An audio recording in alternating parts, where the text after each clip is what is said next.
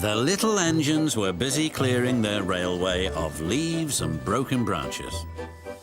Peter, Sam and Rusty often worked together. One day, Rusty helped Peter, Sam to a water tower. And once there, whistled goodbye. Peter, Sam felt much better after his long drink, but the trucks were bored. "Let's break away," they giggled. Their loads were heavy and the couplings old. One snapped. Oh, shit! "Faster, faster!" shouted the trucks. A sign read, "Slow, steep bends and ravine ahead," but the silly trucks never saw it. Then it was too late.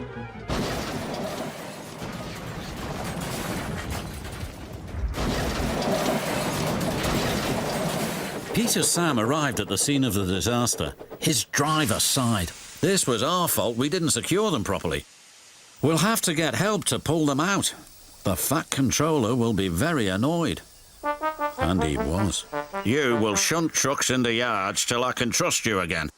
Duncan was delighted with Peter, Sam's dilemma. "Fancy no securing your trucks on a hill. They'll come back to spook you in your special funnel. Woo, woo, woo." "And who's to say that you're not afraid of ghosts?" snapped Rusty. "Pah, ghosts. Things that go bump in the night are rubbish."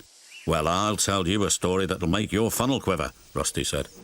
A long time ago, a little engine was returning home. It was a misty, moonlit night. As the engine crossed the old iron bridge, he suddenly lost control and plunged over the side into the swamps below.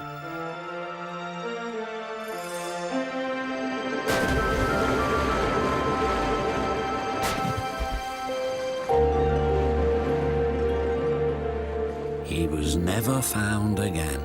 But many a workman will tell you that when the moon is full, they have seen the little engine trying to get home, but he never reaches the other side. "So what do you think of that, Duncan?" "Pah, nonsense," replied Duncan, and he puffed away. Never mind him, Peter, Sam. He'd be frightened if he really saw a ghost. This gave Peter, Sam's driver an idea. Let's play a trick on Duncan. The next day, he spoke to Duncan's driver and fireman, who agreed. "We'll do it tonight," they said. Duncan had to take coal trucks to the slate mines and then bring slate trucks back. Duncan's driver decided as part of the plan to cross the old iron bridge. "Haunted bridge? Pah," snorted Duncan. "It's as tame as a pet rabbit." But all the same, he kept thinking about Rusty's story.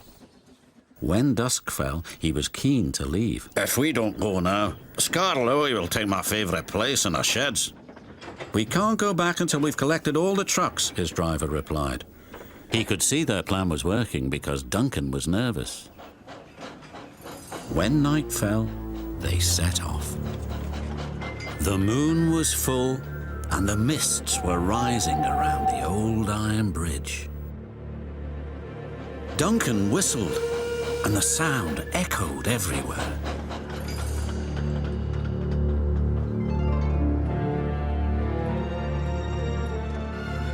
Then ahead, he saw flickering lights. His driver knew they were only little insects that shine brightly at night, but to Duncan, they looked like an engine. Next, his driver secretly threw a rock from the cab into the ravine below. "It's the ghost! Take me back, please!" When Duncan reached the safety of his shed, he closed his eyes tightly. "Spooked, are you, Duncan?" laughed his driver. "No," wailed Duncan, "I'm asleep," and refused to open his eyes. He did, though, when he thought his driver wasn't looking, just to make sure that he was still there.